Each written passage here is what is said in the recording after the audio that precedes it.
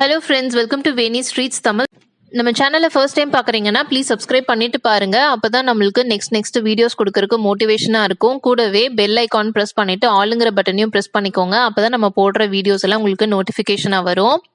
வாங்க இன்னைக்கு நம்ம கிச்சன்ல என்ன ரெசிபி செய்ய போறோம்னு பார்க்கலாம். பஜ்ஜி மிளகாயை வச்சு சிம்பிளா ஒரு கிரேவி தான் செய்ய போறோம். பஜ்ஜி போடலான்னு வாங்கிட்டு வந்தேன். பஜ்ஜி போட்டது போக மீதி ஒரு 4-5 மட்டும் மிச்சம் ஆயிருச்சு. சரி, அதை பஜ்ஜி போடவும் பத்தாதே, சரி வேஸ்ட் பண்ண வேணாம் அப்படின்னு சொல்லிட்டு கிரேவி மாதிரி செஞ்சிடலாம் அப்படின்னு சொல்லிட்டு செய்யறோம்.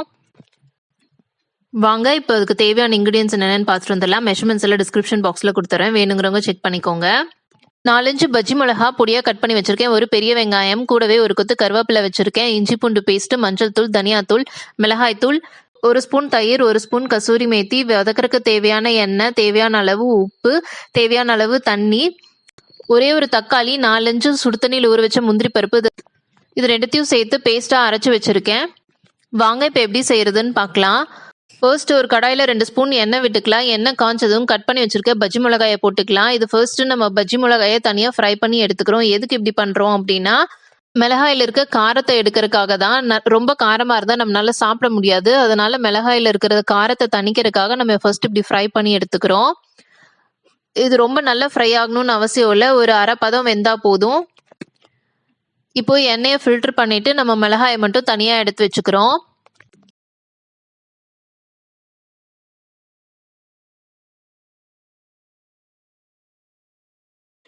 இப்போ இதே எண்ணெயில பட்டை, கிராம்பு, சோம்பு போட்டுக்கிறோம். சோம்பு பொரிஞ்சதும் நம்ம வெட்டி வச்சிருக்கிற வெங்காயம், கருவேப்பிலையை சேர்த்திக்கிறோம். இப்போ வெங்காயம் வதங்கறதுக்காக உப்பு ஆட் பண்ணிக்கிறேன். இப்போ இஞ்சி பூண்டு பேஸ்ட் போட்டு நல்லா வதக்கிக்கலாம். இது பச்சை வாசம் போனதுக்கு அப்புறம் மஞ்சள் தூள் சேர்த்துக்கிறேன். கூடவே தனியா தூள், மிளகாய் தூள் 3 சேர்த்து பச்சை வாடை போற அளவுக்கு நல்லா வதக்கிக்கலாம். இப்போ நம்ம அரைச்சு வச்சிருந்த தக்காளியும் முந்திரி பேஸ்ட்டும் சேர்த்துக்கலாம். இப்போ கொஞ்சோண்டு தண்ணி விட்டு மிக்ஸி ஜாரை வாஷ் பண்ணி அந்த தண்ணியும் கூடவே சேர்த்துக்கிறேன்.